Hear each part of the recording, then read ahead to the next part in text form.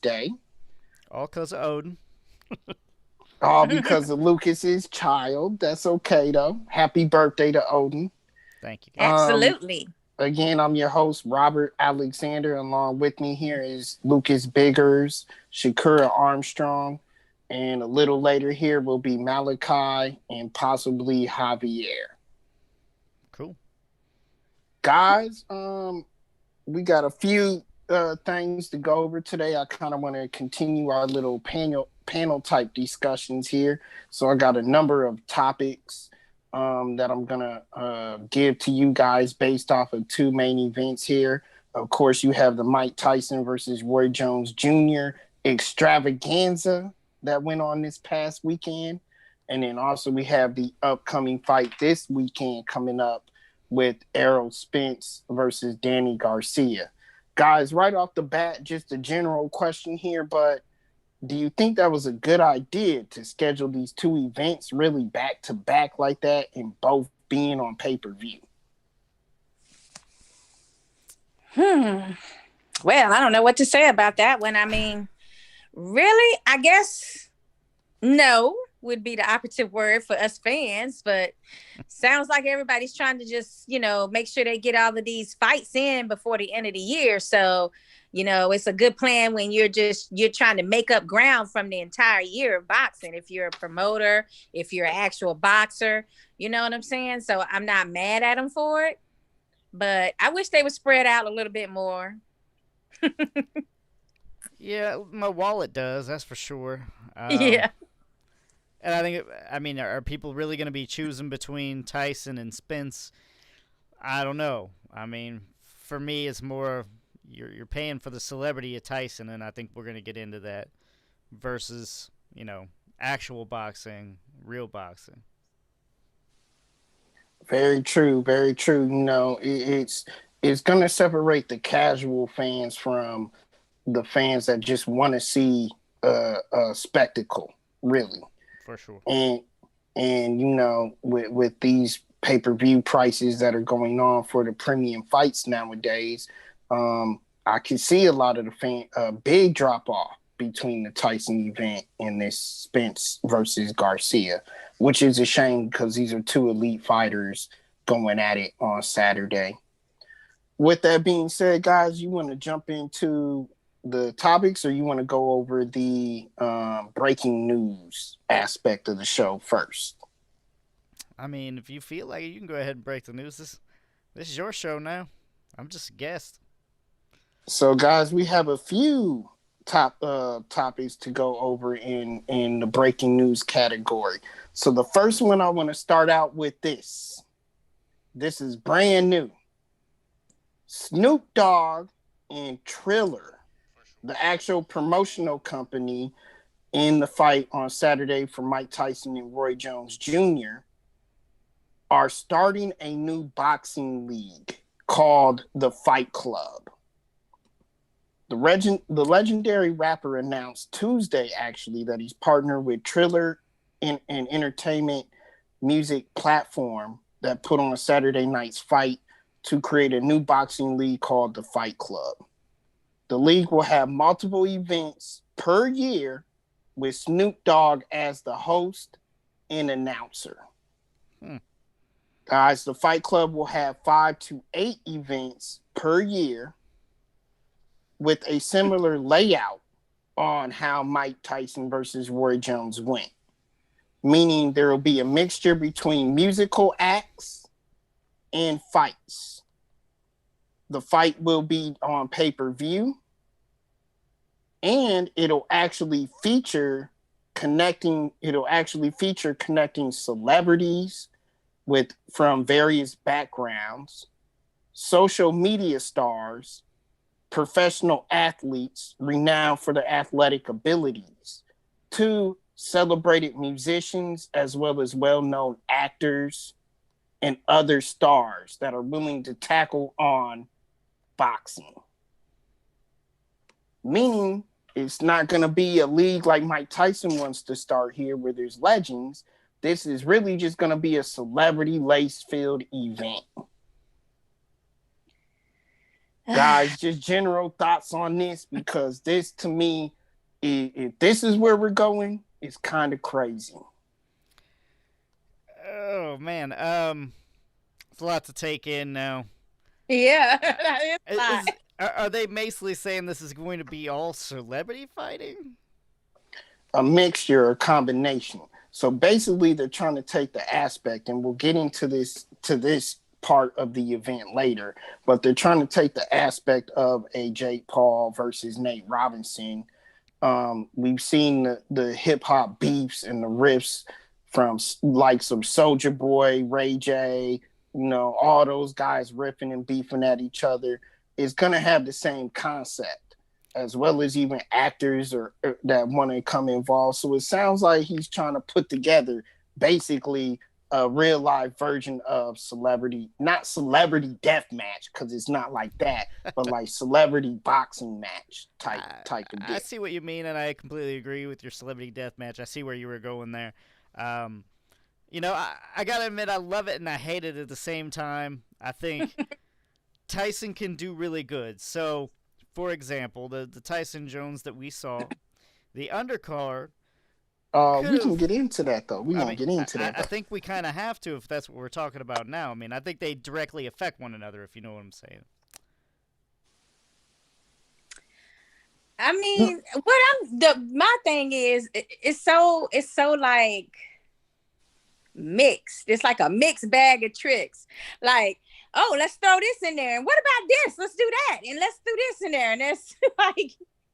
It's like I mean, you're calling it fight night, but we know the legendary movie where there was like real fighters. That's like, I mean, it's like the underground. Like, what is this? The underground boxing match? But it's gonna be like, a fluff version for celebrities. I don't know. I like the Snoop Dogg commentating. It was raw. You know what I'm saying? It was pay for view ready or premium channel ready, rather to say. But as far as making it like a 6 to 8 times a year type deal, I don't know if I could sit through that. And are you saying you're gonna mix real boxing in with it, with real professional fighters? I mean, does it help it? Does it help boxing or does it hurt boxing? Because now you're going to have like a bunch of mixed people, like a mixed crowd of fans thinking like, oh, this is what boxing is all about. But no, it's just celebrities. It's like the latest phenomenon with Paul being seen as like a monster, in boxing because he knocked out someone that was novel to the sport. You know what I'm saying? It's like this is what you're gonna think boxing is really all about when you got real professionals hungry for fights, and a lot of them prospects that have a hard time securing, television worthy or television fights. So like they'll be still sidelined while it's like, celebrity fest with plenty of slots for them to choose from. So it's kind of like it's mixed. It's like, are you going to do enough to make it to where it's going to be beneficial for the sport of boxing and to help draw people back into the sport that want to see real professional, boxers? Or is it going to be a situation where it's something to be slapstick comedy and laughed at and, because we got both the other night, Yeah, exactly. Yeah. And let's see, we got a comment. Contar Washington said, we finally going to get to see 50 Cent and Ja Rule fight. I heard about them, That's the idea. Dalia Duran says, what else you want? It was only an exhibition. Leave them alone. They did good. And hello. Right. But we're not talking about that. Now we're talking about Triller now saying, oh, we're going to take this idea and then just throw more stuff at it and see if that works. It's like a experiment. Yeah, and that's before you said what you said, Rob. Honestly, with this breaking news that you just gave us, I was more leaning to let's keep celebrity boxing over there at Triller, and then let's have real boxing. But it sounds like they're trying to mix. I don't consider what they did on the undercard real boxing. I mean, none of that was competitive fights. You had Jake Paul You know, you had Badu Jack, and I like Badu Jack, but that's not a real fight there. Now, I'm perfectly okay with maybe like a one celebrity fight, and that's basically just to build the name up. For example, Edgar Berlanga could have been on the undercard. You get to see a huge knockout from him, and then you get to see, the king of knockouts, Mike Tyson, go in there. That would have been good. You at least want to build fighters and build some prospects in the sport, not just milk it. And that's what they did Saturday. They milked it. Let's be honest. So I'm not gonna pass judgment on this because I want to see it play out. I thought the event Saturday did well enough to where I do want to see what they can do, and you have to give Thriller credit because they did put on a hell of a show. It was a hell of a concept show, hell of an event. So I want to see how it plays out before I pass judgment. But Feel like that people were it's drawn to Mike Tyson more so than they were drawn to like the host of any other artists and all of that. Oh, of any course. other. But Definitely. I do want to go back into the article, and the article really doesn't mention boxing. It says renowned athletes, actors. It says actors, athletes, musical people in the music industry like that. So it really, to me, is kind of straying away from actual, real competitive boxing. So with that being said, go ahead, Lucas, because I have other news. Contrast facts. I don't like your news. Victor Cortez says, I heard pay per view got 1,000,000 buys. It's got 1,000,000 plus. They're talking about 1,000,000.2 or 1,000,000.5, which is pretty damn good. Rain says, I agree with milking it. Laughing face. Roy held for his life that whole fight. And man, we're going to get into that because he sure did. To me, it felt like both were holding back. I don't know if it was maybe age or if they Oh, actually we were gonna get holding into back. that. We gonna get into that. You're neutering me, man. So let me finish these breaking news here, guys. Heavyweight Jarrell Miller now received a 2-year suspension or a 2-year ban for another violation. He just been suspended for PEDs use again. The Nevada Athletic Commission voted unanimously today to ban Miller for 2 years due to another positive drug test for banned substance. Guys, he killed his career now. Who are we talking about? Big baby Miller. What was he having another test for? He was scheduled to fight Jerry Force. Well, that's the other ones or whatnot. But this could be for it's the last test that he just took or whatnot. The last one that he just took and he tested positive for. That is so weird to me. I mean, I'm just saying it's weird because of the fact, like, it's like if you're gonna try to, if it was for a new fight, then I'm saying, okay, how I didn't know he was getting ready to fight again. And then if it's not for a new fight and you're talking about the old drug test, which that's right, he was not even supposed to be, New York couldn't even suspend him really because he was not registered with them apparently or something. So I'm trying to figure out how, if it's from the old fight, how can they, I mean, the old fight that did not happen with Anthony Joshua, how are they able to give him more? Well, he didn't get suspended. He tested positive for the 29th June for July 9th fight in Vegas.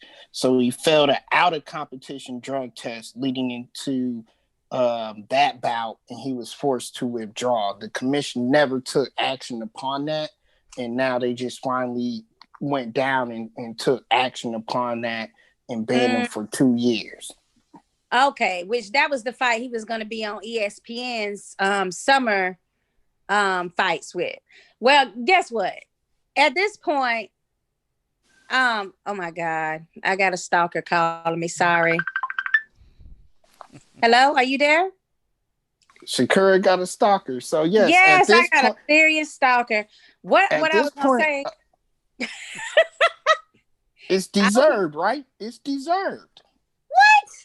Yeah, it's deserved. That amount of time is deserved. But at the same time, it's like, is this even news at this point?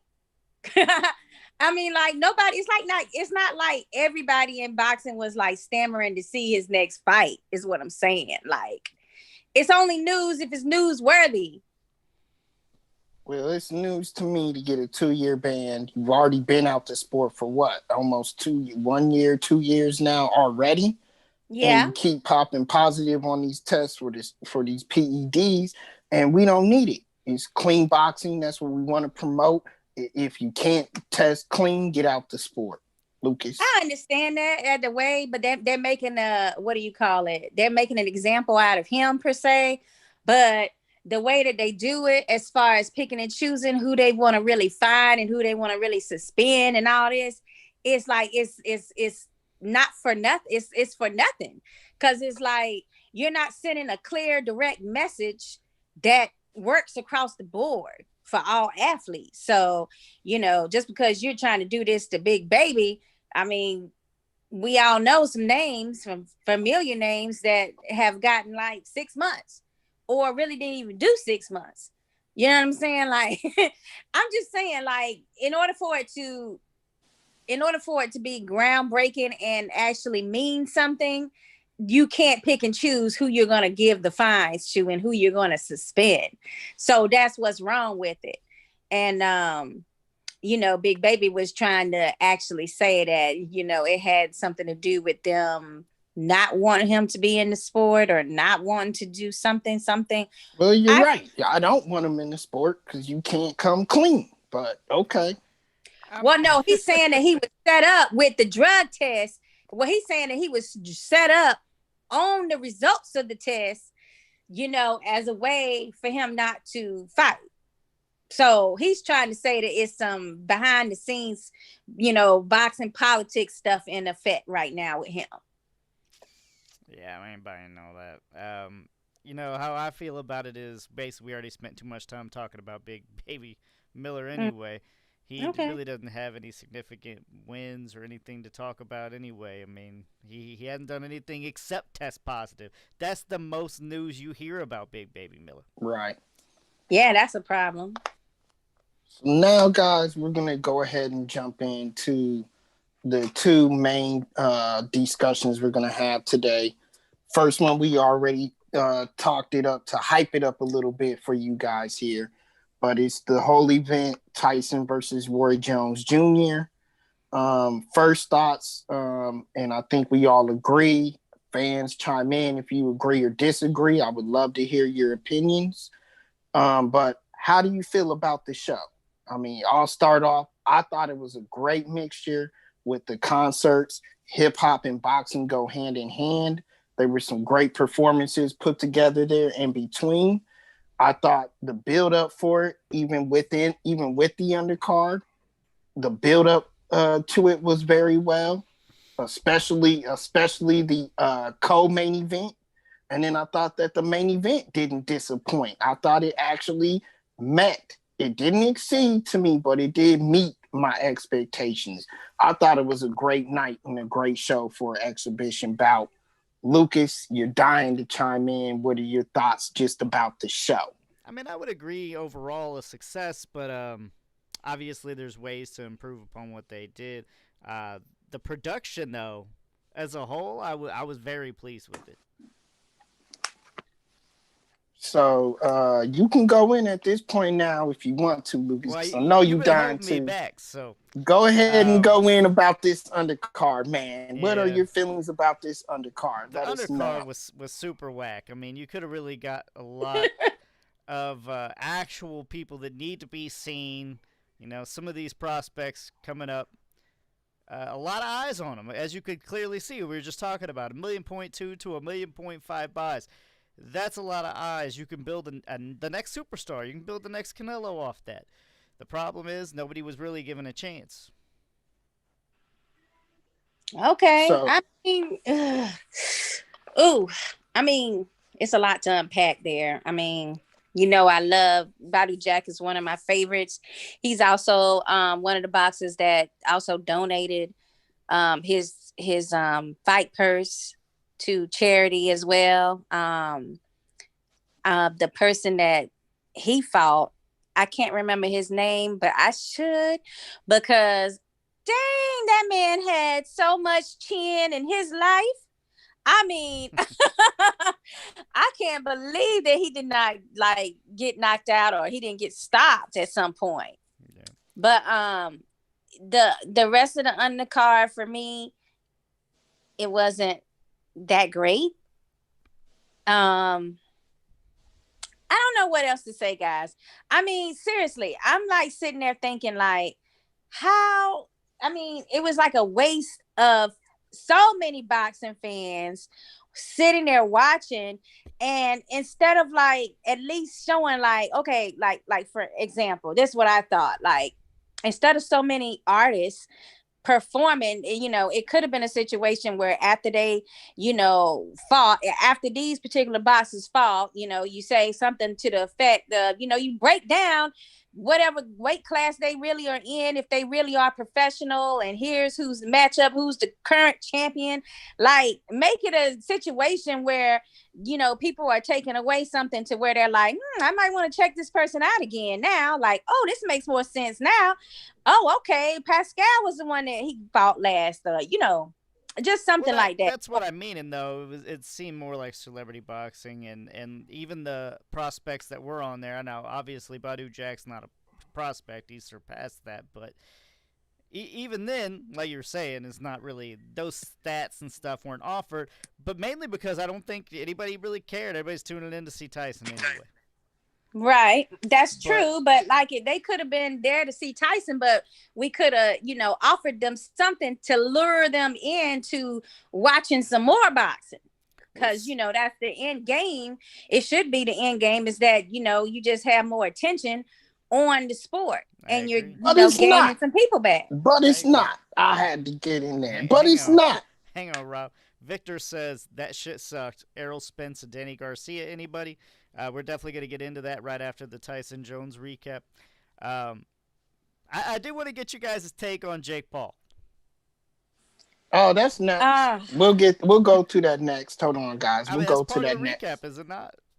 It is definitely. But I wanted to get Malachi's take real quick before I go in on the show and the undercard, and just your thoughts on that.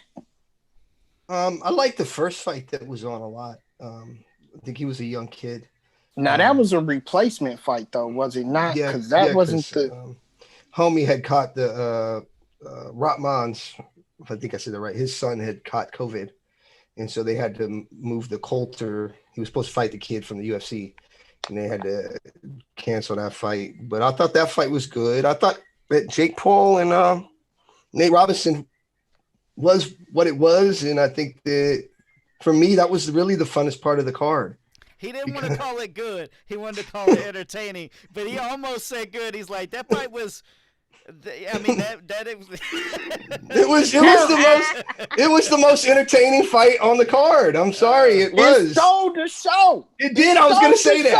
I mean, it was the knockout though. Yeah, man. But they were going like Nate came out and went for it. I give him that. Like he didn't run. He went for it, and it was a mistake. Stupidly, he lunged at the man. I'm going on a rant on this one. Nate Robinson, if you out there, you can't play this sport. You cannot play boxing. We all tell you that. You cannot play boxing, and you did. You went out there and trained, and it's supposed to be serious, and you came in and you got knocked straight on your ass. And it was embarrassing. Let's just face it. But it was embarrassing. People try to tell you, I'm not going to say people, I'm looking at myself, tried to tell you that's what was going to happen because Jake Paul has been training. That's a whole other thing, and I want to get into that too. So I remember him saying something to that point, and I He have to made give he him made that I point give him very his good. props for taking it serious to the point where he wants to learn more about boxing, and he does want this to be more of a career choice. And because he has so many followers and he's a YouTuber, he has those doors that's going to open for him. However, it's like, what about the daggone boxers that's been boxing for Here the we go, entire Shakira. Before life you go who on are that not rant, getting let chances? Lucas bring it I back don't. I don't because think the Lucas card. has a I don't think question. the card was meant for that, though. I don't mean to take away from Lucas's time. No, I you're just good. don't think the card was meant for that. I think it No, was meant to be a show, and if you came into it as you were watching a show, I think you came away happy with it. If you were a boxing purist, I can see why you hate it. yeah, I agree with what Malachi is saying, especially for the Jake Paul fight. Look, now we can see some of the skills he's been able to pull out already, right? Now, you don't learn karate, okay? One of the rules of learning karate is it's self-defense, right? You don't just bust that shit out just because. Now, the same rule kind of applies to boxing, okay? You basically have lethal hands. You've been taught how to use those against a professional basketball player. That's not right, okay? From now on, I'm sorry, but a lot of people ain't going to want to hear this. Jake Paul's a boxer. He's been trained, okay? Yeah. He's a boxer now. He got to start fighting boxers. I don't want to see him against no rappers no more. Nothing else. No other celebrities, okay? The next person he fights, I want to see at least some experience. I don't give a shit if they're 0-12 or you know, got a win or two, or even maybe a pro debut. I'll take that. But, come on, man. I mean, he's going to hurt somebody out there, and this ain't right. I mean, this is basically like me beating up a 10-year-old. It's just not right. He's heavy-handed, too. Let me go on the record and saying I think that Paul is the greatest celebrity boxer we've ever seen. Okay. I'll go on a goodness, limb and say he is the greatest celebrity boxer we've ever seen. With that being said, he does not need to go pro. Please do not go pro. I don't want to see him in the pro circuit. He's 2-0 as a pro record, but he still hasn't fought any pro fighters. He's fought pro athletes now, but he hasn't fought any pro fighters. And from what we've seen with him versus Nate Robinson, I don't see the talent level still yet for him to fight a professional fighter. I think there's some guys out there you could beat. I mean, there's some really, I hate, no disrespect to anybody who gets in the boxing, but there's some really bad fighters out there. I think we've all seen them. And yeah. I think he could beat a couple of them. You know what I mean? If you match him up right, you know, and he is only 2-0. So we shouldn't expect him to jump in there with a 13-0 guy. No, build him up just like you build up anybody. Get a 1-0 guy or a 0-1 guy, and you just keep building him up and building him up. All right, let's go to some comments here. Let's see. Anthony Saldana. There's a lot of prospects that are 1-0 fighting in TJ and fighting other boxers who are really non-factors, but no one blinks an eye when they do it. These guys have a ton of YouTube followers and a promoter. How can I pass on that type of money? I agree with you. Evolution in the sport, and truth be told, it was more entertaining than Jacobs versus Rosado. Kantar says they should have stopped that fight. Badu Jack was too much for him. I agreed there. Kind of with no competition for the most part. Sherman Henson, I want to talk about the exhibition, and that's exactly what it was, an exhibition where no one wins. Yeah, I think they kind of lied to the public. They seen everybody getting mad when they said no judges, and we're like, wait a minute. Why am I even going to watch it if there's not a winner? So they were like, wait a minute. There's going to be judges. Everybody calm down. And, yeah, it was all set up in a lie anyway because Mike Tyson won that fight, but we're going to get to that. Anthony Saldana says exactly. Sherman Henson, again, that card was meant for that because they knew it was an exhibition, so they had to give you some real boxing. Kantar says Nate Robinson should have stayed playing Nintendo with a laughing face. Then Sherman says, come on, Rob, be real. I'm 63 years old, and I beat the crap out of Jay Paul. Well, I agree with all of what they all were saying. My only thing is, it's kind of hard to say. Oh, I think it was for entertainment only. But then you sit up there, you have like a Badu Jack in there. You know what I'm saying? Like, or you have like real professional bouts mixed in with that. So like, make a choice. I guess Thriller made a choice, right? Trilla was like, yeah, let's go ahead and just do all celebrities next time. That's what it sounded like the choice was. That's what I thought, but Rob just said that they're going to mix in some real fighters. And if that's the case, I think that's the wrong way to go. I think it's more accepting. In fact, just call it Celebrity Fight Night. Do not call it boxing. Do not try to make this into actual fight card. People are already confused. Shit, even George Foreman was saying, "Oh, Tyson can make a run and he can be the oldest heavyweight." Come on, man, that shit is not happening, people. This is the common fan thinking. I don't know, nothing against Foreman. I mean, obviously he's a great, but no, I don't see Tyson doing that. Now Tyson clearly won the fight. I've already had some calls. I have some family members. They call me. They like, you know what? I think Tyson could make a run for it. He could beat Wilder easily. You know what I'm saying? Like, and they mean so are you guys? So that being said, are you guys saying that you believe truly and wholeheartedly Tyson won that fight without a doubt? Well, is that what you're saying? There's stipulations to my answer. Now, I think Tyson won the exhibition. However, I still think both were holding back. There was not that many headshots thrown in the fight. Most shots were thrown to the body. The little shots that were thrown to the head were like some flickering jabs by Roy. So no, it wasn't really full contact. I didn't see. I seen definitely both of them holding back, but the Tyson shots to the body, it seemed like he actually went in on those, and I think he actually hurt Roy to the body. I think him holding his ribs at the end of that fight was real. I don't think that was game at all.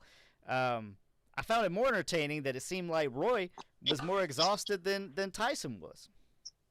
Yeah. Part of that, though, was the digging to the body. But let's see. Sherman Henson says Tyson is done. Stick a fork in him. I don't know about that. I mean, he's definitely going to do more celebrity fights. You can clearly see if you have any kind of social media that Evander Holyfield wants to fight him again. I think that's still marketable. And I'm all for the Jake Pauls and everything. If you want to do that shit on the side over there, but leave real fighters out of it, I would, again, even Tyson, just don't do it. Don't mix them. And if you're going to mix them, put a lot of prospects that can be seen, not Jake Paul and not other YouTubers. If you want to do celebrity on the side. That's my take on it. Anthony says, right entertainment, kind of like NBA All-Star Weekend. I was more thinking like MTV Shocks vs. Jocks, whatever the hell ever that was called. You remember that shit? Mm-hmm. Back in the 90s? So you believe that, though, if they do sign that fight to fight Evander Holyfield, that's not going to be a real fight? I don't think that fight will look anything similar to what we've seen. It'll look worse the other night. Yeah. I think they'll actually go, because I think they'll both actually, like, I think Tyson's got a thing where he honestly believes that he got headbutted, and that's why he went crazy versus Evander. Hey, and Evander's one. I mean, but they were running into each other in the clinch and a lot of stuff, you know. So that's what I kind of want to hear. I think it is I think it's even going to be like, if we thought they held back in this fight, Tyson versus Holyfield would be, I mean, we're talking like even headgear maybe, because it sounded like Holyfield was hesitant in the beginning of this. Anyway, this was supposed to be Tyson Holyfield, but it seemed to me like all the information I was hearing that Holyfield was very hesitant. He wanted to sign a lot of things that nobody's trying to get knocked out, possible headgear even. So I don't know. Yes, I read a thing. I don't mean to cut you off, Rob. I read a thing today from Mike Tyson where he said that it's Evander's people that are getting in the way, and if he could just talk to him directly, they might be able to work something out. But it's the people handling the issue for Evander that's the problem. Well, Evander's calling for that now. He officially called him out and said, "Sign the damn contract." Of course, you're gonna do that. You know what he saw? Money signs. That's what he saw. Those are fighting words, and yes, he did, and that's kind of what I want to ask as we lay this beautiful event to rest. We Is can. a final take, Okay. Before Lucas. your final take, because we still got some comments coming in. I think they want to know where'd it go. Hang on. All right. Victor says, "What do you think would happen if Wilder fought Tyson right now?" Brutal We can KO. answer that. We can Yeah. answer that. I mean, simple. I think all of us will agree. Tyson's getting knocked unconscious. Yeah. Well, I'll tell you what. When Tyson was in his prime and the state of mind Wilder is at right now, they both are in the same mental state that Tyson was when he was a killer, with all the mental issues going on with Deontay Wilder. So if I was Mike Tyson, I would highly suggest you stay away from that man right now. Sherman says, "I was talking to Antonio Tarver Sr. He said he would do it next one if they call them, and he would do better than Tyson and Roy Jones." And that's kind of what I want is a final take, because the two number one answers everybody questions that everybody wants answers to. Did they perform well enough Saturday night to garner that they are serious about this? And if they did, what's next? What do we want to see next from these two fighters or period? I want to see them go off into the sunset now. I mean, this to me should be the ending. It doesn't. It sounds rather like it's a beginning, which is scary, because, like I was just saying, I don't think it's going to get any more physical or any more entertaining than what it was already. I mean, we all seen fighters on the slide, and they get increasingly worse. I don't know if this is going to ever get better. It's just going to get worse and worse. And Tyson, we all know nobody's going to go for a knockout, because, you knock out somebody in their 60s. I mean, that's a little bit more dangerous health-wise than, a young man get knocked out. So I don't want to see anybody get hurt. And, sometimes, you relive your old days and you start going for haymakers. Somebody's going to end up really, really hurt if this continues like this. Shakur. And I don't think there's Oh, enough sorry. entertainment there, again, to continue as far as actual fighting standpoint. I think it was more just entertaining to see the two come back to life for a minute, maybe see those Tyson uppercuts, but to be real, I don't think it's going to continue to pay off like it did, if that makes any sense. Shakur. I thought they did amazing, actually. I really enjoyed their fight. It was entertaining. It was fun. They tried to show us like a little remembrance of, what they used to look like in the professionals. And anybody that was expecting more out of 50-something-year-old men, something that's like shame on you. But the only thing that I can say about future situations is like, if they're going to have it in California again, then we already know how the Boxing Commission feels about there being any real punches. And the fact that they're going to want it to be 2 minutes and they're going to want headgear if they can get it. So, maybe if they try a different state or somewhere overseas or something, we might see some real action. But as long as those fights continue to be in the States, we probably can look forward to seeing, around about the same type of exhibition fights. Not too much is going to be allowed out of 50-something-year-old men. So maybe in Mississippi, you might have more luck. They're a little bit more lenient, their boxing commission. But most boxing commissions are not going to allow, certain things, and they're going to stick to that. At that age, they should. So, I mean, yeah, would I see a Holyfield and a Tyson? Absolutely. I would love to see those two back in the ring again, for Tyson Holyfield 3. And give Holyfield a payday too. Why not? And I would like to see Antonio Tarver too. But Antonio Tarver is that type of black man that, age haven't caught up with. So he could be still professional if he had wanted to. So, and he didn't have past issues with I guess substance abuse, or it really not substance abuse but PEDs. um and so you got a situation there where if Tarver gets in there, now you're talking about, that's young enough to where they're gonna that would be a real fight that's going down then. But who would you get to go in there with him? I don't know. He called out Paul, so we'll have to see how that works out. I mean, Malachi. I would like to see just nobody gonna get hurt. And if you're gonna do it again, I mean, do you guys think the numbers would be anywhere near what it was? I think more now the common fans, you already got the money out of them because now they already know what it is. It's more of a sparring session. You're paying more of like a boxing museum, so to speak. You're paying more of just to see their celebrity, not necessarily their skill, because again, we already know they're not really gonna go for a knockout. Sorry, I didn't mean to talk over you, Malachi. No, you good. No, I agree with a lot of what you said. I would watch it again. But again, I didn't come into the card like it was a professional boxing or UFC pay-per-view. I'm gonna watch a show. I'm gonna enjoy the show. And when they were smoking, I was smoking. It was, it was a fun night, and I had a lot of fun. And I agree 100% with Rob that Paul and Robinson stole the show. That was the best part for me. It was the only time I kind of jumped up and was like, oh God. Because when he hit the mat the last time, I thought he was seriously hurt. I was like, oh boy, they better go check on him because the way he went down.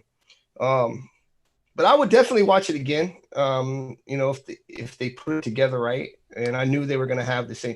My thing is, I thought Snoop Dogg talked too much. That was just me. I thought I wanted him to shut up a few times, but after looking through Twitter, that was not the norm. Everyone else seemed to like him, so Yeah. bring him back. So He was entertaining. I'll give him that. He was.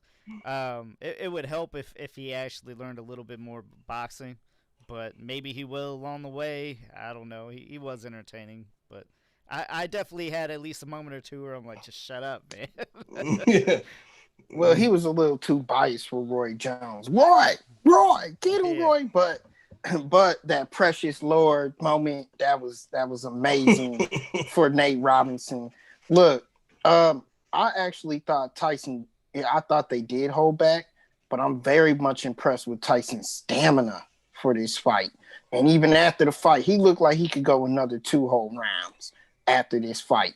So, to answer Lucas's question, yes, it will be marketable again as long as it's with Mike Tyson. He has so much of an aura about him. I think anybody else matching up together, these people are going to look at like, oh God, here we go again. But with Mike Tyson doing it, it was so much that more intriguing. Where they go from here, I think as long as Tyson promotes it again and he's on the card, I definitely can see him fighting anybody else in his age bracket or within his age bracket, and carrying a card, and he can still have some victories there. So I would like to see him definitely fight Evander next and carry that card. As far as to end this particular session, y'all, the best meme I saw was Apollo Creed hitting the canvas and Nate Robinson on the canvas at the same level, at the same look. It's like he died. That was the best meme I saw. My question before you move on from this topic. Now you said it sold. I haven't seen the numbers. It sold like 1.5 million. Around 1.2 right? to 1.5. Okay. How many? Because Logan Paul and Jake Paul have 30 million followers combined. Now, how much of that do you believe is responsible, or Jake Paul is responsible for? I think I don't know if it would have done quite as good if he's not on the card, because that man's got a ton, 30 million followers. I'm guaranteeing you a lot of them bought that just to see him fight Nate Robinson. So Malachi, I love you, brother. I see where you're going with this, but it was all about Mike Tyson. Yeah, I don't know if I agree. I think it was more generated towards, and I would love to see the statistics, but I bet if, as a gambling man, the statistics would be not the younger people that were buying it, who know who the hell Jake Paul is. it would be more anywhere from 30 to 70. It's all And the and old folks that got this one, and specifically for Tyson. I think maybe if anything, then people would just kind of piggybacked off of it, and Jake Paul just got a lot now, of now piggyback. that being said, Jake Paul probably Hmm. got more. He got the better end of it because of his performance. I think he got the better end of it and took the most advantage due to I having would that say that performance. maybe that's part of, I mean, maybe some of those 6 to 8 fights next year is going to have him as headlining. I mean, maybe they have Possibly. seen some of the statistics and see that, maybe a third, or even, I mean, even if it's a third of the people that bought were him, that's enough to put him on the top of an all celebrity type fight card. I I mean, that's mean, you possible. you Possibly. know you're getting your money back out of him. So I mean, and being that he actually KO'd somebody, maybe some more of his fans would watch the next one, with him in it on top of it, and then there'll also be some some people that were there to watch Tyson that are like, yeah, I gotta check out this Paul guy, because they don't know that, Right. Mhm. you know what I'm saying? Like, so I'm sure a lot of that is going to be going on. So I think Malachi is making a legitimate point that we just probably are never going to know how many of those 1.3 to 1.5 million pay-per-view buys were actually, for Paul versus Tyson. True. Yeah, Um, Um, but we gotta go ahead, Lucas. What? I don't even remember what I was gonna say, to be honest with you. Sherman says, Sakura, when you gonna come to the gym next? And Kantar says Tyson versus Briggs next. And that's a possibility for sure. No, The So, Tyson only better stay way away. Tyson better stay away from Briggs, bro. You I'll better tell you stay away what. from so Briggs. I'll tell you what about Jake Paul though. The only way I'm gonna root for him is if he actually gets to fight with McGregor. You just like McGregor really? that all much? right. Yeah, You're gonna go for yeah, dude. Paul? Yep, So guys, yep. dipping into Let it real go. boxing now. Go ahead and Okay. dipping into real boxing. This Saturday we have a real legit fight, a real legit title fight in a heated division in the sport right now. We have two elite level fighters in Errol Spence versus Danny Garcia. Throw it all out there. The first question is, with everything going on right now, with how the numbers were looking prior to this Tyson event, is there enough fan support to garner this fight being a pay-per-view event? Not on paper, not the matchup. Is there enough fan support there to make this fight a pay-per-view event? I don't know. Being honest with you, We about to find out. I really don't. For me, this was an HBO boxing main event at best. I really don't see it being pay per view. I don't think either person has the followers to garner a pay per view. But I don't know. I'm interested to see what you guys think, but to me, is definitely a big no. Let's see. We get some comments here. When he fought KSI, 90% of Staples was Paul fans, not traditional Mexican SoCal fans, but young skateboarders. I can see that. Yeah, I think they Uh, did 1.2 million yeah, on that card. It was just Logan Paul versus KSI, and he was on the undercard. right. The brother Jake. Yeah, I remember that. We talked about it on the show here. Let's see. Sherman says Danny Garcia, only way he wins he stops Earl Spence. Yeah, I kind of agree. I mean, if it goes the distance, I definitely see Spence winning. But I think we're gonna go back though. I want to see what you guys think and if it is a marketable fight and how many buys do you expect it to do. I mean, I'm thinking it max out maybe 100,000. I mean, for real though. I mean, it can't. I mean, if it does the numbers that the Charlo double hitter does, or the even the Davis fight did, that was in the 2 million category. I mean, what's wrong with those numbers? Those numbers are not a problem until we start comparing them to Mayweather numbers. You know what I'm saying? Those are good pay-per-view nights for boxing with real professionals on the line here in recent years. So, like, I mean, I think they have enough for that. Similar numbers. Malachi. Yeah, I think it'd be do about 200K. There is some people interested in this fight. Plus, I do believe some of the people that, and I hate to bring it back up again, that some of the people that watched the previous pay-per-view that may have got out of watching boxing now might the residue of the watching that and be like, oh, you know what, I'm gonna give boxing a try again. Now we got a legitimate card coming up. I think that'll do about 200K. Now, should it be on pay-per-view? That's a different story. It's really not for me to say. Errol Spence is clearly, they have no other plan but for him to be on pay-per-view. And that's their whole thing with Crawford. He's not a pay-per-view fighter. Spence is a pay-per-view fighter. Until, they can prove that Crawford's a pay-per-view fighter, then, what are they going to do? Sherman says the fight going to get over 1 million buys because of Puerto Rican fans. And I think I made a mistake. Did I say 2 one. million or 200,000? Because I think I You messed meant up. 200. Yeah, You heard 200. Sorry, guys. We knew what you meant. We knew what you meant. Because I was going to break it down for you. Tanking the Charlos did a little bit over 200,000. Tank did around 220 to 250,000. In order for this to be a success, I think they got to do 300. I think they got to get as close as possible to 300,000 mark in order for it to be successful. But they've got a few issues there. COVID being one of them.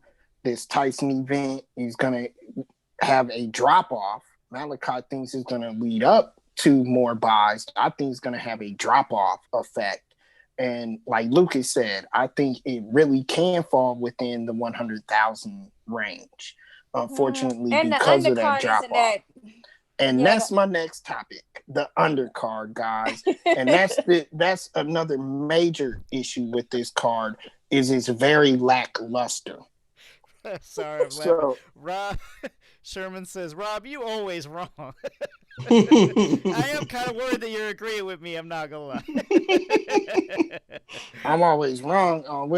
If you could be specific, I would love to address that. That really wasn't specific, and I'm right. I'm right just as much as I'm wrong. But being that said, this is a lackluster undercard.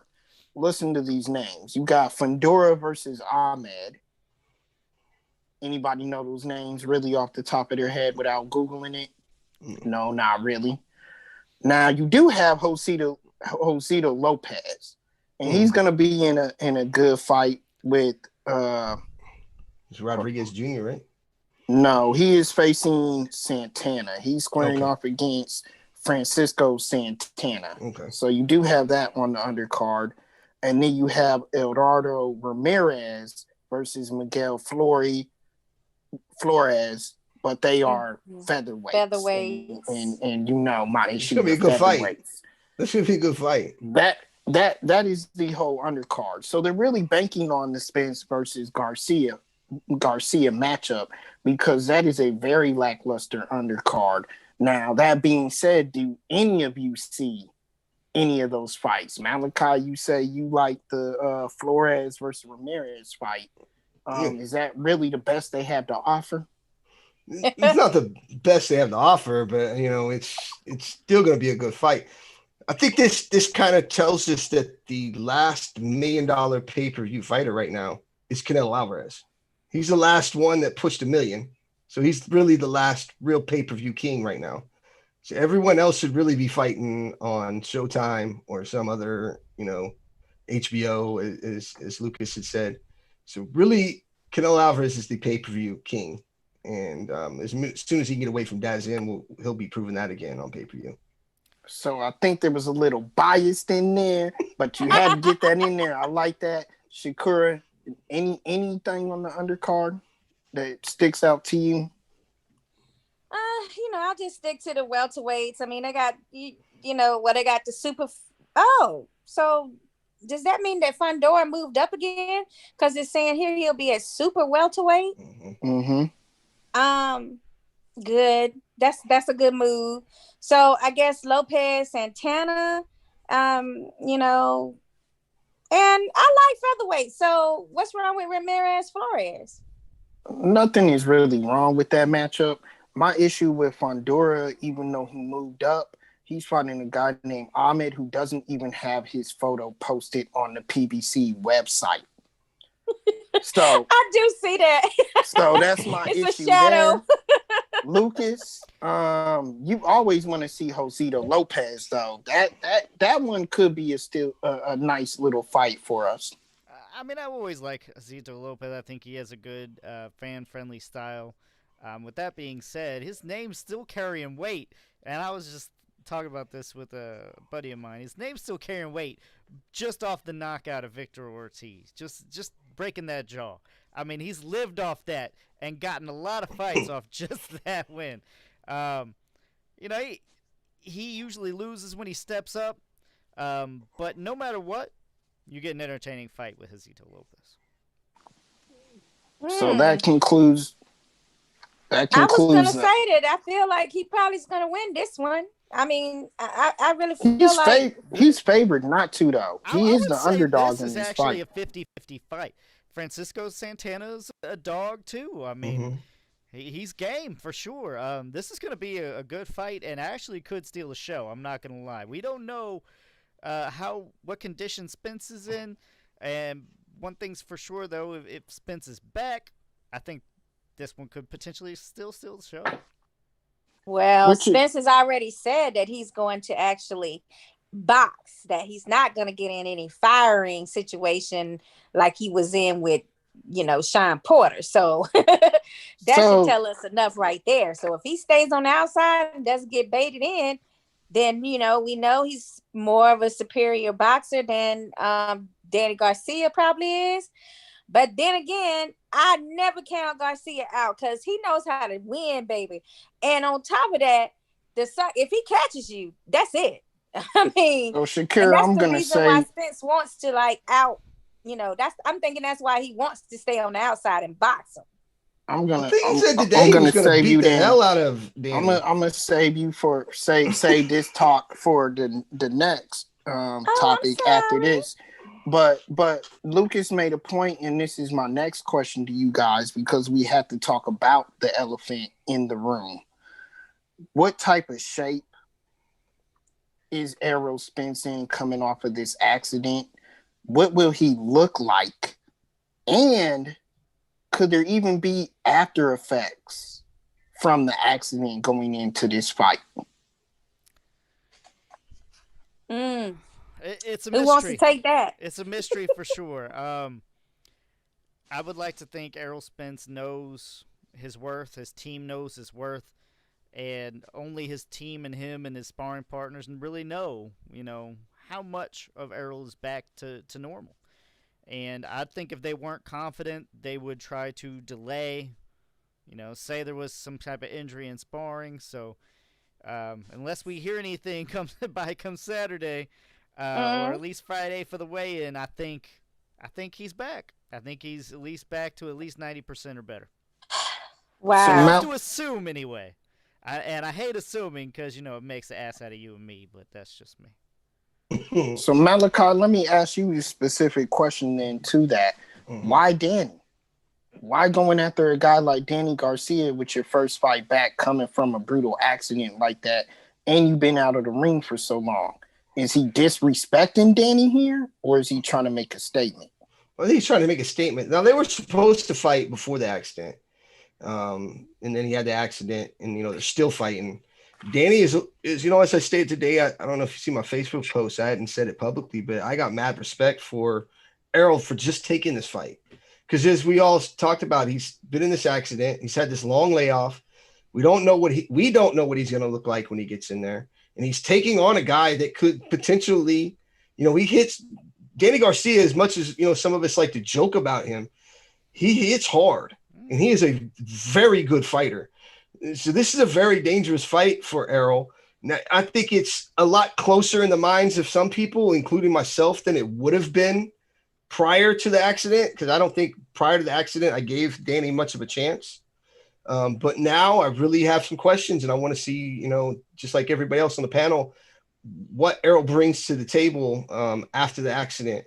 if he's back to like he was before, I see him winning this fight. And I hate to say it this rather easily. I think he'll probably get Danny out of there. But if there's any lag or anything, because of the layoff or the car crash, this is a fight he could potentially lose.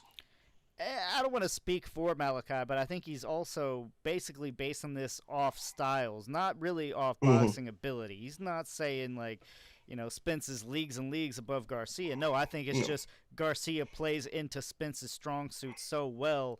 It's more of like Danny Garcia's tailor made for an Errol Spence, and in fact, Danny Garcia could get really hurt in that fight. Just looking at style clashing, which we can get into during the breakdown. Yeah, Southpaw and Shakur. Yes, sir. Your take on the question about Errol Spence and the accident. How do you feel about it? Is it that much of a mystery? You just have to wait and see. I mean, well, he looks good. I mean, he looks like he's in shape. I've been watching the camps, and I mean, he looks good. I mean, that's about all any of us are gonna know until he actually gets in there, and we're just gonna have to wait and see. I really feel like if he's confident enough to believe and feel like that he's ready for this type of high prize fighting level, then we should take him at his word that he is.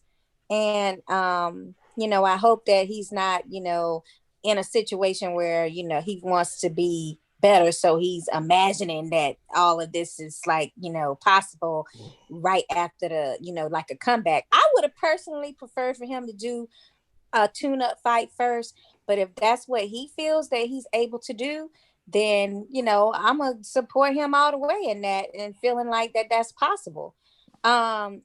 Right now, like I said, he looks good. He looks amazing, actually. So we just have to see if there is any type of slowing down or not as fast type situation going on once he's in there. So I don't think Derek James would let him take this fight unless Derek James really truly believed that he's okay. Just having spoke to Derek James, I just don't see him allowing Errol to take that fight if he thought there was any chance that he's not back to being Errol. And I understand that, Malachi. My whole take on it is this. Champions love challenges.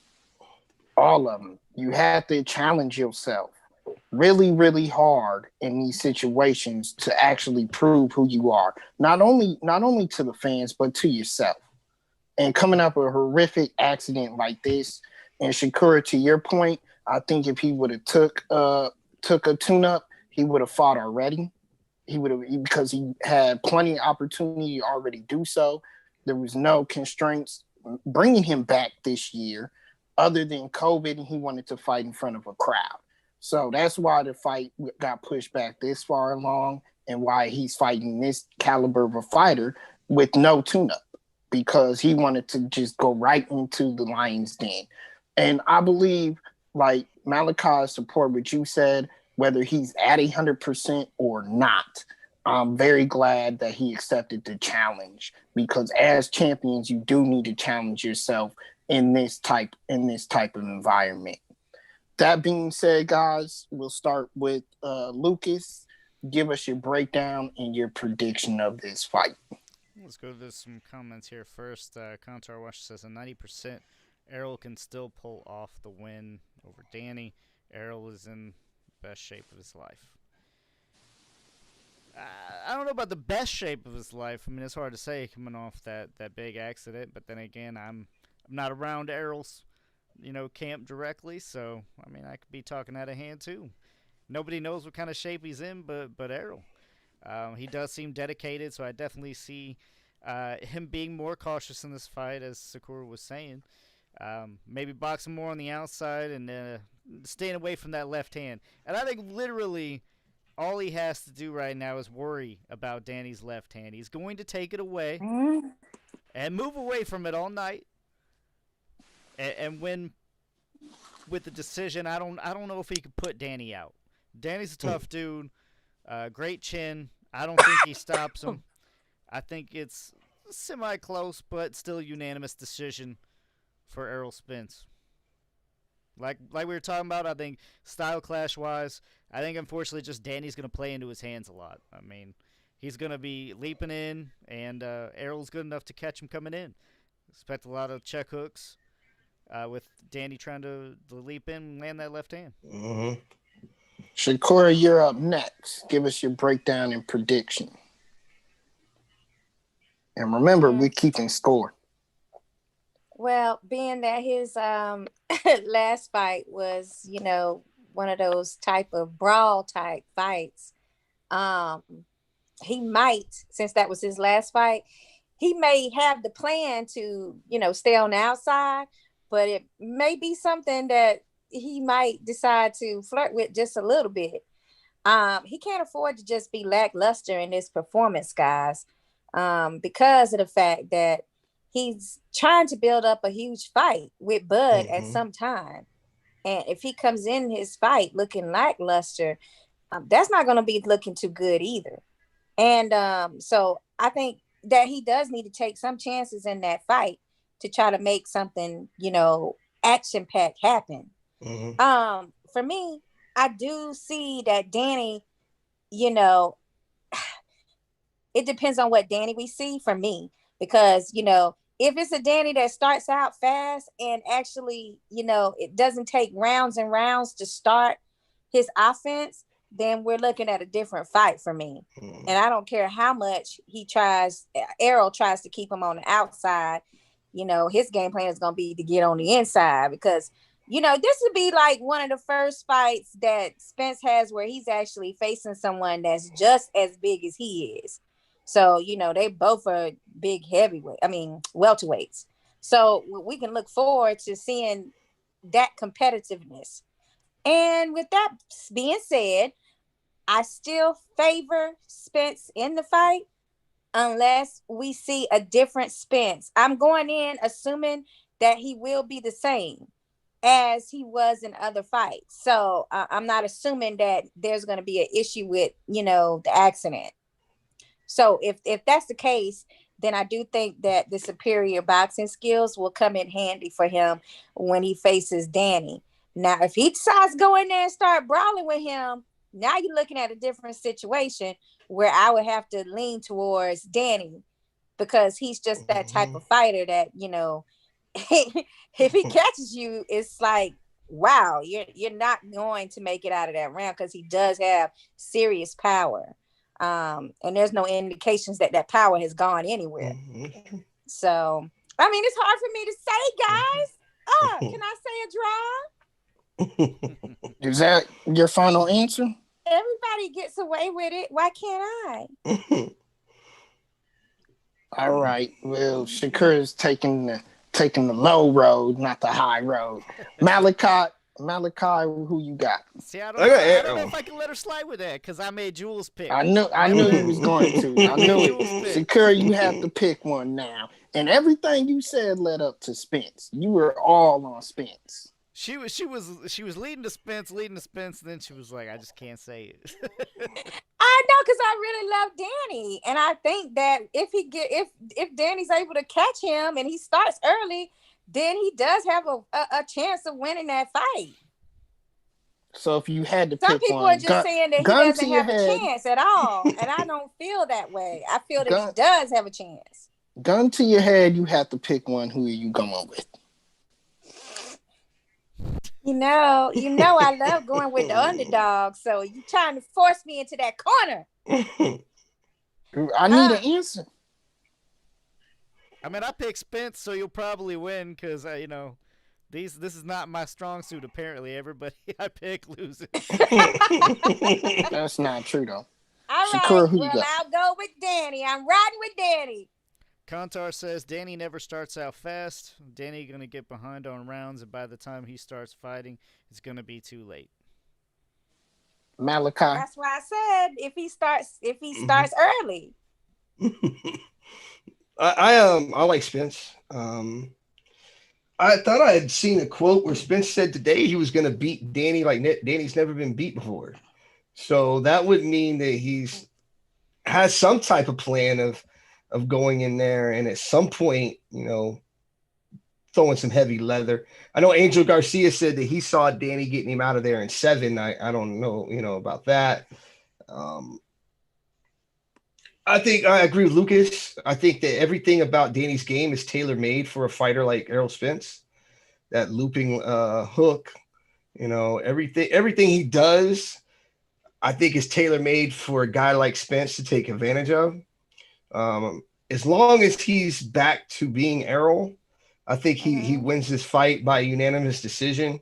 Um, Possibly could even catch because we forget that Errol is heavy handed, and I think he's probably the hardest puncher that Danny Garcia has faced.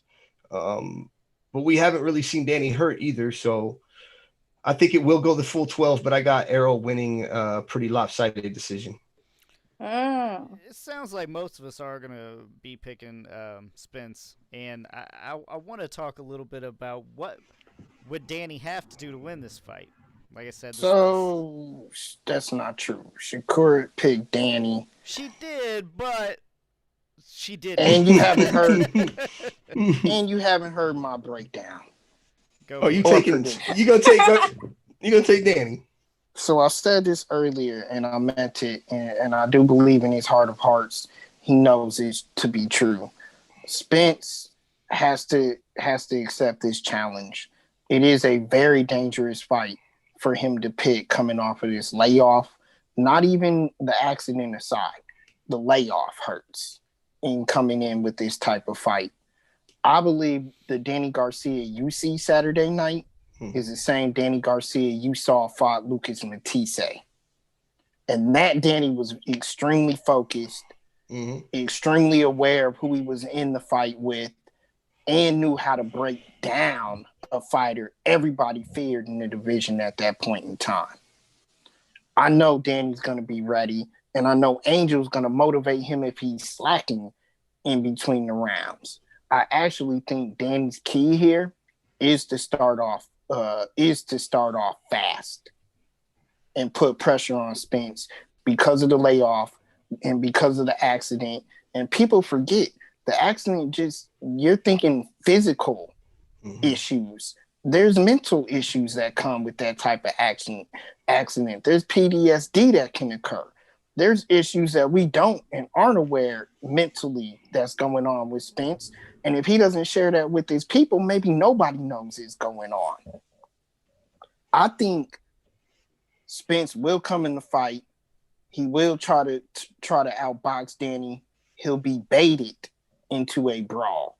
And that, to me, favors Danny Garcia. Malachi, he's been in there with the likes of Keith Thurman.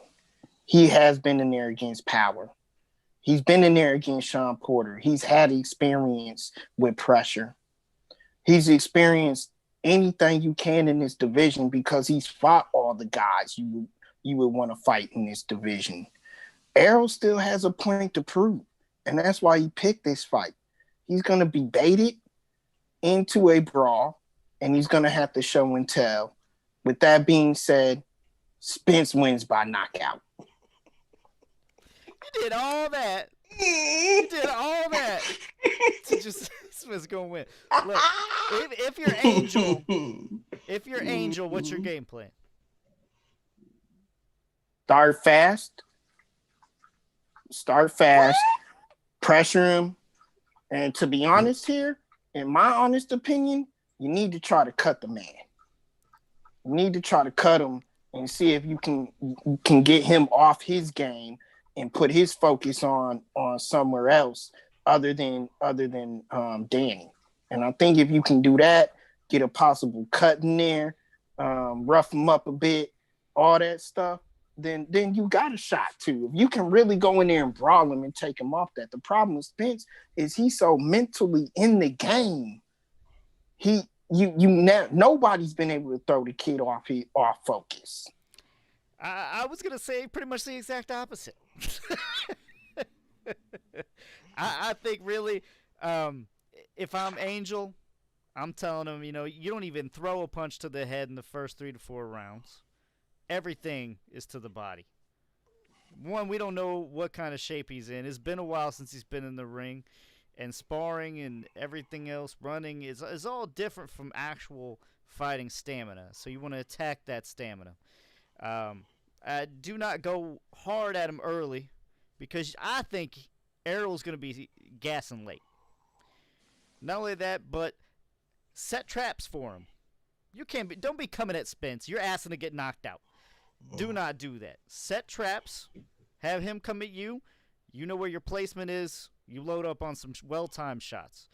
You're gonna have to throw away a lot of punches, and by that I mean you're gonna have to, throw a right hook and to miss to land the left hand. You really got to set up that left hand at all costs. That's really the only way I see him coming out victorious. I like that analogy and strategy and everything. I like in the points that you made. What I don't like the fact about it is that everybody's sitting here talking about Spence's power. This a man who could not knock out Mikey Garcia. I don't believe in his power yet. I don't believe in that. Why He's gonna have to show me. You say Marky Garcia like it was a Rod Sulco? Why did that come out like that? Because it was a man. It was a man 2 weight classes below you that moved up to. Yeah, he was trying to survive. That you demolished and you should have knocked out. But he was trying to survive. It's hard to knock out a guy that's just trying to survive, like Canelo versus Chavez Jr. Malachi, who has Spence knocked out. That was impressive. Kell Brook? That's not impressive anymore. It's not impressive anymore. At the time when he did it, it was not impressive, and he did it late in that fight. He had to wear Kell out before he knocked him out. I don't believe in the power. He TKO'd him. He had a TKO, made him quit.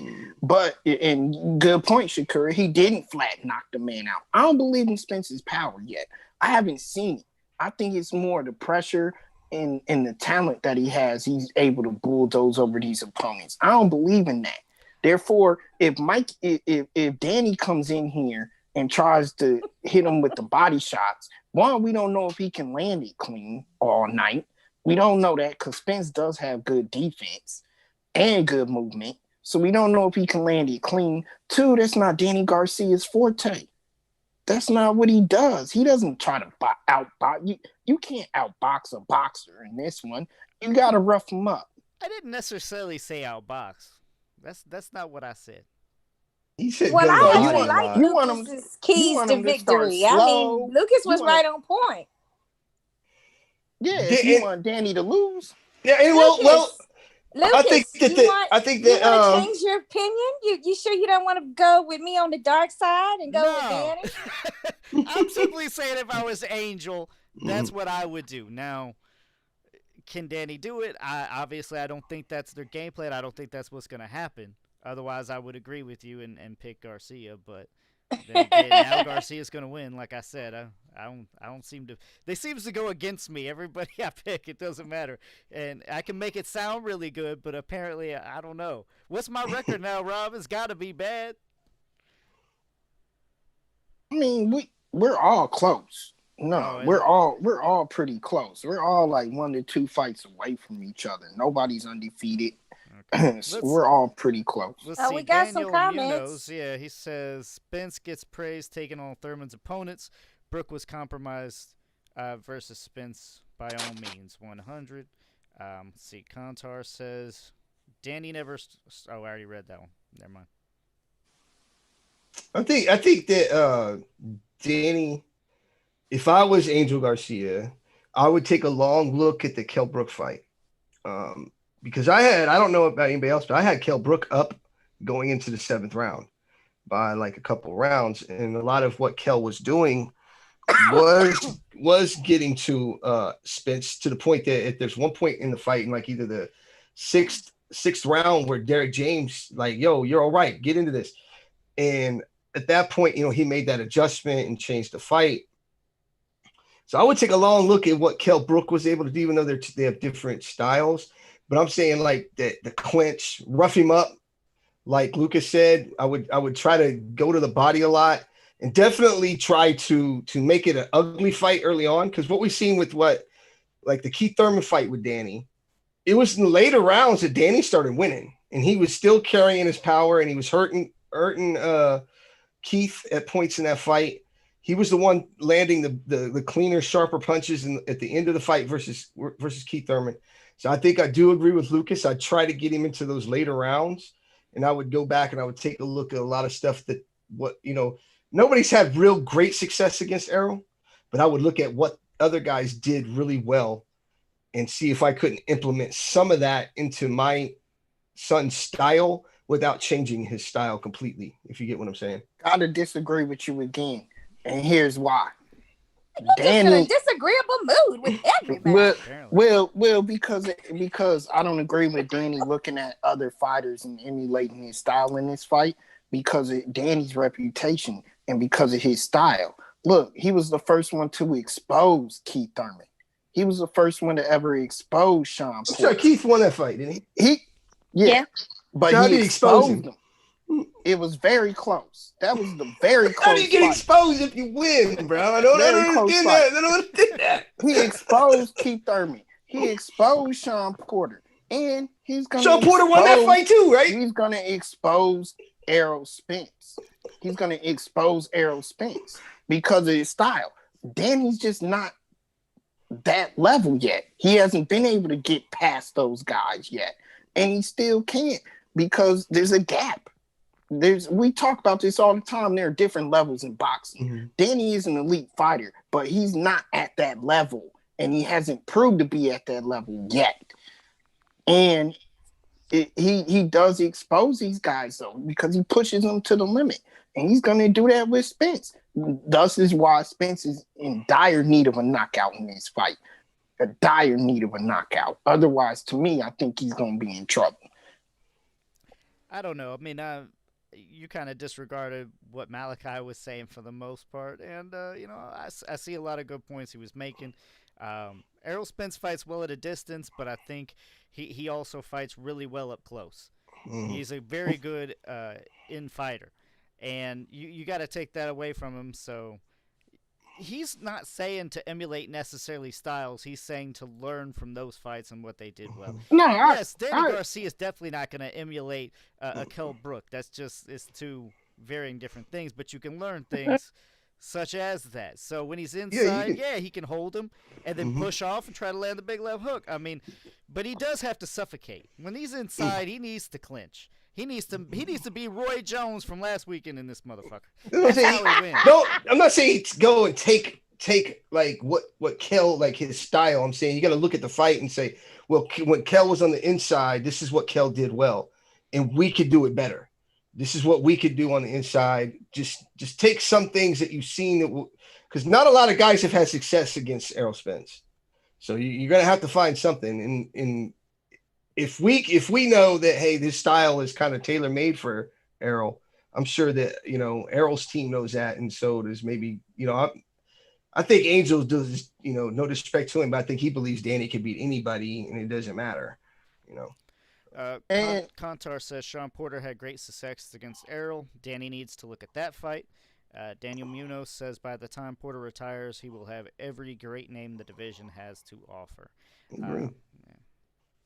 Yeah, that's a good point. And I'm not saying that your points are wrong. I just disagree. Mm-hmm. And you're absolutely right in what you're saying, and everybody else is too here. But a lot of times in boxing, people do say you need to go back and look at the way this person fought him, the way that person fought him. And there have been fighters who have did that, tried to take away from what they did and failed miserably. I think Danny is a good enough boxer and a good enough fighter for him to go in at his style, especially where Spence is right now, and try to take it to the man to get a victory here. And it to me, in this fight is more about Spence accepting and owning up to the challenge that Garcia can provide than anything else. That's my opinion. Only one thing I can say is that Garcia, it has been known to have a hellified chin. So, I mean, if Spence is able to land something that can, knock down even Danny Garcia, I'm gonna be like, wow, there's that power. I will believe in this power then. But I mean, I think it's gonna be hard to try to stop Danny. So I don't know about Spence being able to do that. If he does, then that's an impressive win. But if Danny, now we know Spence. If we don't, well, actually, we really don't know Spence's chin level. I mean, because although he was going toe to toe with Sean isn't known for his power.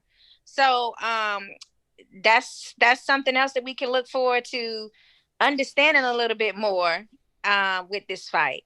And I think these are all great reasons why, yeah, why not a pay-per-view? I mean, everything else has been flying pay-per-view this year after the COVID situation. So if they can get a little crowd in AT&T stadium, and then they can also, garner some pay-per-view numbers that's decent. They made their money, and they've been able to have a successful show in 2020. I don't know. We'll see what the numbers are. I'm not feeling positive that it's going to do well. I hope it does. Let's see. Sherman Henson says Danny has a very good left hook, and you need to use it often if you can follow up with the right hand straight down the middle. Daniel Munoz, Spence looked weight drained in the PBC episodes, in my opinion. I mean, that may be the case. We'll have to wait and see. But well, he did not want to mention how much weight he had lost, but he said he had put on quite a bit. But I'm like, shoot, join the rest of us in a year sitting in, yeah. and shout out to Mike Tyson. He lost 100 pounds. He looked good. Sherman says Earl's defense isn't that good as people think it is. And to comment, Rob, you kind of doubted his power, and I don't really agree with you completely. Like, I think he has deceptive power. I don't think he has the kind of power that, like, Danny Garcia possesses in the left hook. He doesn't have that kind of a punch. But at the same time, I think it's definitely respectable power, and it's more of a shot that you don't see coming type thing. But he definitely has one-punch knockout power. Honestly, I don't know how Sean Porter wasn't knocked out from that one punch that I think I just had it not that long ago posted. But man, what a shot. He spun him all the way around. Yeah, what a shot. I mean, most people probably be knocked out, but we're talking about Sean Porter, so he was cool. He just got it back up. Let's see. Daniel Munoz says, I've always stated Spence belongs at 154, 100. Laura versus Spence would be a great fight. I'd like that fight. I don't think isn't Laura fighting at 154 though? That was saying. the after. That's what it was. So he wants him to move up. Yeah. Well, he said he wanted to move up. I mean, even Porter himself is saying that he's thinking about moving up. And that's more of a fight I don't think is gonna grant him a lot of money, but it would definitely grant a lot of respectability as far as the boxing community is concerned. I mean, let's face it, they moving up to avoid Crawford. I'm gonna start it now. Well, I think everybody, if anything else, is gonna be tuning in just to the after fight to see who it is that, obviously, if Errol wins, if he's gonna say that the Crawford fight can finally happen. That's funny because he's probably gonna say, "I'm fighting Pacquiao next." Yeah, he called me. I'm fighting Pacquiao next. Here's my thing with Crawford, and because Aram had made those comments a few weeks ago after his fight. I was going to touch on this, but I was going to save it because it's late. But Lucas, if you want to go in, because it's a whole nother topic. This is like a rapid fire topic. We can do a rapid fire, something short and sweet. But yeah, we're going to be wrapping it up here pretty soon. Isn't it funny how Crawford has done more promotion for this fight, more talking, than he really even does for any of his last two fights? And I'm like, here Aram is telling you need to promote yourself. I can't make you a superstar on my own. And he doesn't really promote his own fights, but he's out there, he's talking a lot of trash right now. And I mean, I can get it. Maybe he's trying to get the fight from the winner. But it kind of went back to what Aram had said a little bit. Yeah, I mean, he's not all the way wrong. Like, yes, that's your job to promote him. That is literally what you're getting paid for. But at the same time, if you look, you can't expect big numbers unless you have that big personality. I mean, look at it. Tyson from this past weekend. If you want numbers like that, you just have to have that kind of charisma. And I just don't think Crawford has it. It's not saying he's a bad boxer by any means. I think he's amazing. I just don't think the number and the personality warrants it. That's all. Not everybody has that. Not everybody has that Pacquiao, that Mayweather, that Ali, that swagger. Hell, he don't even have the Adrian Bronner, you know? He needs something. That is 100% what is wrong with this sport. But let me tell you why. With the sport, no, it's with every sport. Let me tell you why. Every single sport. Let me tell you why. Because he shows all of that personality in the damn ring. That's what I was thinking too. Like, he sure got a killer instinct in there. He shows that in the ring. Do you think McGregor's half as big as he is if he don't act the way he does? No. He was all quiet and just like, oh yes, because he's one of the biggest pay-per-view stars in the world still to this day. No. Going into earlier on in his career, nobody knew who he was. Even coming into the Ultimate Fighter and everything like that, he was building up his name. Nobody knew who he was. Those knockouts, those fisticuffs, the showing you what he can do in the octagon is what led up to that. And I think it's talking, bro. And then he ran his mouth. I think it's the talking. I think the talking pushed him way over the edge. People were like, "Oh God, I gotta see this guy." He was not a name to be marketed without that undefeated record and him knocking people out in the octagon. Look, you are dead wrong. Take Golovkin, perfect example, right? We didn't know who the fuck he was when he came over from Europe. He was still knocking fuckers out, but we didn't hear about it. Nobody gives a shit about what you do in the ring. You need to knock somebody cold. Listen, Yeah. And you know it's true. Listen, if Golovkin, all these knockouts, if he looked in the ring, into the camera and says, Canelo, that's you next, motherfucker. Guess what? His worth just goes skyrocketing. Yeah. Skyrocketing, dude. It is an entertainment business. Bottom line. Otherwise, two 50-year-olds would not have just made 1.5 million buys. Come on, it's obvious. I'm sorry, but it's true. You don't like it. I don't like it. I'm a boxing purist like you, my friend. I don't like it, but it is the truth. It is personality that sells, and that is all. Your boxing ability does not matter, or Araslandi Lara would have more money, or Guillermo Rigondeaux would pay people in boxing, but guess what? They're not, because nobody gives a shit. It's more about the talk, the swagger, and doing so and backing it up. It's the whole package. You cannot just have amazing skills and expect big money. There's another reason why women boxing, and I know that would open a whole new thing, so Sakura, don't attack me, but that's a whole nother reason of why they don't make as much money as well. I mean, but they do a lot of shit talking. I like shit talking, but there's a lot of people that be like, no, we don't need to do that. I mean, you got a lot of UKers too that feel that you shouldn't have to shit talk. I'm like, I like it. I enjoy it. I mean, that gets me ready for the fight. But on the other hand, I mean, I think Mike Tyson and Roy Jones, they didn't shit talk to each other. I mean, it was just about seeing how the both of them looked in the ring. I mean, and it was still like a big payday because they've earned that over the years. Tyson. I remember Tyson saying the gods of war. I remember him saying the gods of war have rekindled my soul. Roy Jones talking about he gonna knock him out. I mean, but they weren't shit talking at each other like a lie.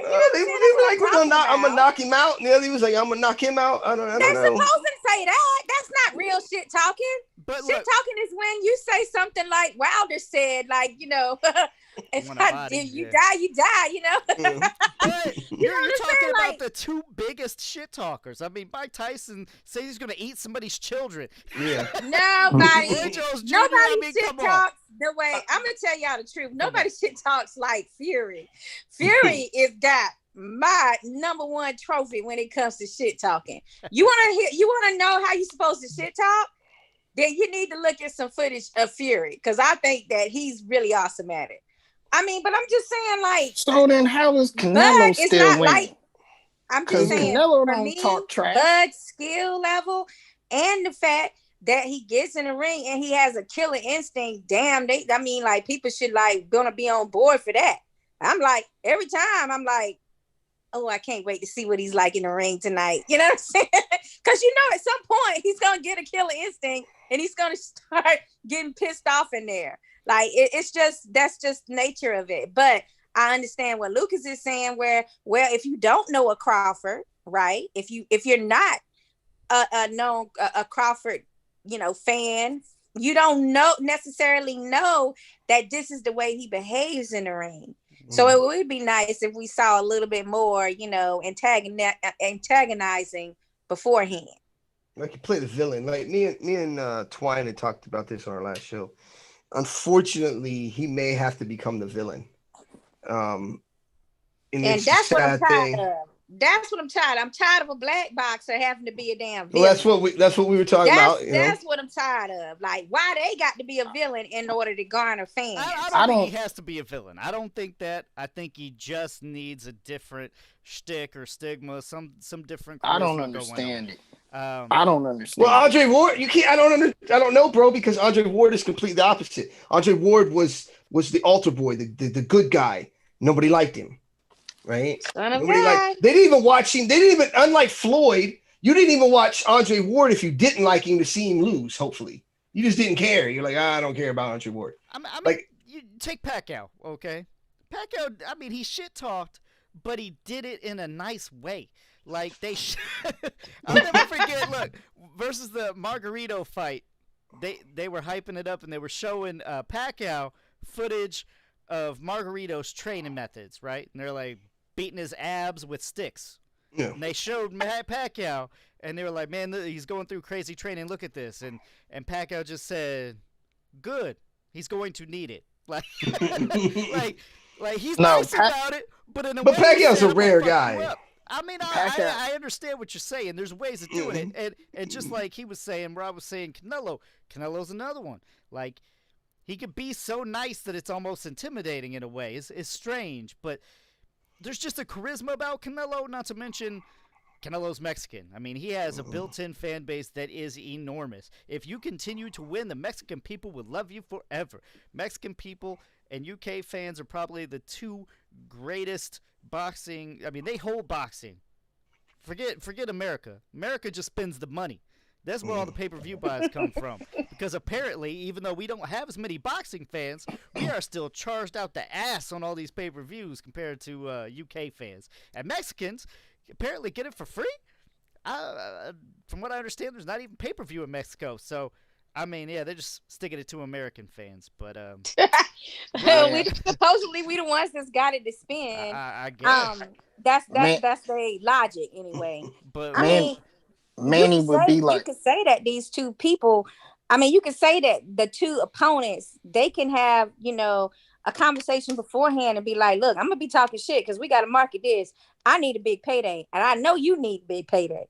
Or you can have it where people really do, when they really don't have an animosity towards each other or don't like each other, then it's easier because anything could slip out off the tongue. But I mean, I think that you have to have, if you're not going to market that way, you can also go with, this person, like Tyson. A lot of people, they like the fact that he was donating $1 million to charity. Like, they're like, yeah, man, this is for charity. Well, even when they said, I hate the cause, they were still like, but it's for charity. They like, oh, okay. He got $9 other million sitting in his pocket right now. Yeah, I mean, you gotta like charity. You still gotta like, people doing right. But at the same time, like I said, it's just also a charisma. I hope he doesn't have to go the road of the villain, because he kind of was leading down that road for a short period of time, like the Hank Lundy fight. I did not like it whatsoever. It did not even fit him, because I know him. And we've had him on the show before. He's a very nice, genuine dude, and it just came off very wrong. I wish nothing but the best for Terrence Crawford. I hope this fight at least moves a step towards Spence Crawford, but I'm not so sure. Rob, we're going to have to tie things up, but I did want to announce, guys, next week we will have Steve Cunningham on Tough Talk Tuesday. All right. I like Awesome. Steve. All right, y'all. And we'll go ahead and end on that note. But yeah, Lucas, you're right. Manny be like, oh, he need to. I kick his ass. God bless you. God bless you. All right, y'all. For Heavy Bag Boxing, this is Robert Alexander, your host. Lucas Biggers, Shakura Armstrong, and Malachi from Danger Zone Boxing Talk.